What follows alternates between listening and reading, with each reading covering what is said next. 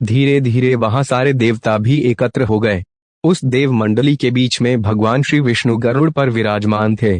पितामह ब्रह्मा जी भी उनके पास में मूर्तिमान वेदों, शास्त्रों, पुराणों, आगमों, संकात महासिद्धों, प्रजापतियों, पुत्रों तथा कई परिजनों के साथ उपस्थित थे। देवराज इंद्र भी कई आभूषण पहन अपने ऐरावत गज पर बैठ वहां पहुंचे थे। सभी प्रमुख ऋषि भी वहां आ गए थे। तुम्बुरु, नारद, हाहा और हुहु आदि श्रेष्ठ गंधर्व तथा किन्नर भी शिवजी की बारात की शोभा बढ़ाने के लिए वहां पहुंच गए थे।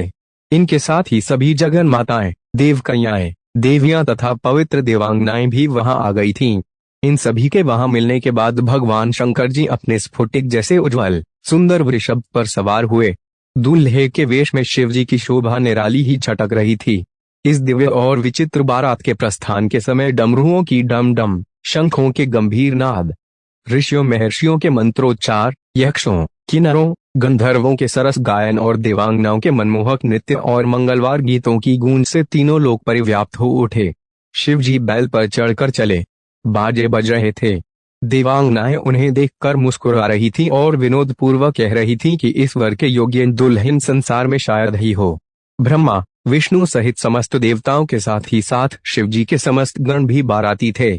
उनके गणों में कोई बिना मुख का था तो किसी के अनेक मुख थे, कोई बिना हाथ पैर का था तो किसी के कई हाथ पैर थे, किसी की एक भी आंख नहीं थी तो किसी के बहुत सारी आंखें थीं, कोई पवित्र वेश धारण किए था तो कोई बहुत ही अपवित्र वेश धारण किया हुआ था। सब मिलाकर प्रेत, पिशाच और योगिनियों की जमात चली जा रही थी बारात के रूप में। इनमें डाकनी, शाक्यनी, यातुदान, वेताल, ब्रह्म राक्षस आदि भी शामिल थे। इन सभी के रूप, रंग, आकार, प्रकार, चेष्टाएं, वेशभूषा, हाव भाव आदि सभी कुछ अत्यंत विचित्र थे। वे सबके सब अपनी तरंग में मस्त होकर नाचते गाते और मौज उड़ाते हुए शंकर जी के चारों ओर एकत्रित हो गए। गणेश्वर, शंकर्ण, केकराक्ष, विकृत, विशाख, विकृतानन, दुंदुभ, कप्पाल, कुंडक, काकपादोदर, मधुपिंग, प्रमथ, वीरभद्र आदि गणों के अध्यक्ष अपने अपने गणों को साथ लेकर चल पड़े। नंदी, क्षेत्रपाल, भैरव आदि गणराज भी कोटि कोटि गणों के साथ निकल पड़े। ये सभी 3 नेत्रों वाले थे। सबके मस्तक पर चंद्रमा और गले में नीले चिन्ह थे। सभी ने रुद्राक्ष के आभूषण पहन रखे थे। सभी के शरीर पर उत्तम भस्म लगी हुई थी। इन गणों के साथ शंकर जी के भूतों, प्रेतों, पिशाचों की सेना भी आकर सम्मिलित हो गई। भगवान शिव के सभी गण भारी उत्सव मना रहे थे। भगवान विष्णु अपनी पत्नी लक्ष्मी जी के साथ अपने पार्षदों सहित, साथ ही ब्रह्मा जी अपने गणों के साथ कैलाश पर आए।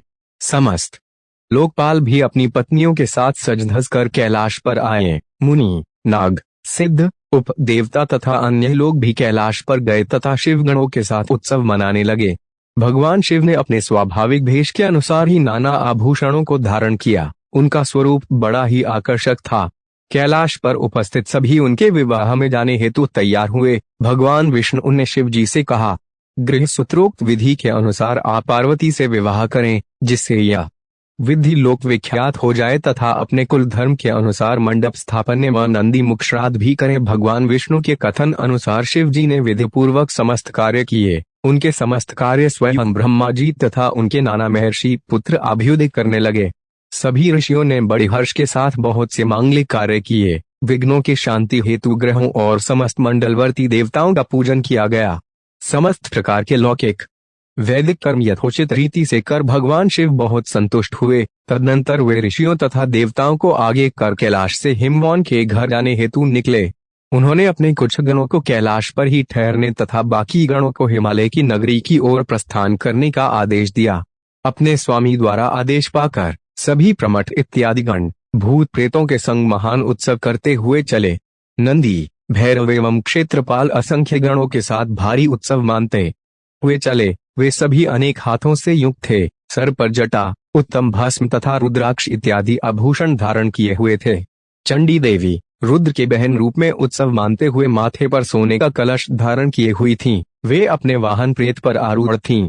उस समय डमरुओं के घोष, भेरियों की गड़गड़ाहट तथा शंखनाद से तीनों लोक गूंज उठा था। दुंदुभियों की ध्वनि से महान कोलाहल हो रहा था। समस्त देवता शिवगणों के पीछे रहकर बारात का अनुसरण कर रहे थे। समस्त लोकपाल तथा सिद्धगण भी उन्हीं के साथ थे। देवताओं के मध्य में गरुड़ पर विराज कर भगवान विष्णु चल रहे थे। उनके पार्षदों ने उन्हें नाना आभूषणों से विभूषित किया था। साथ ही ब्रह्मा जी भी वेद पुराणों के साथ थे। शाकिनी, यातुदान, बेताल, ब्रह्म राक्षस, भूत, प्रेत, पिशाच, प्रमथ, गंधर्व, किन्नर बड़े हर्ष के साथ नाना प्रकार की ध्वनि करने हुए चल रहे थे। देवकन्याएं, जगन माताएं तथा अन्य देवांगनाएं बड़ी प्रसन्नता के साथ शिव जी के विवाह में सम्मिलित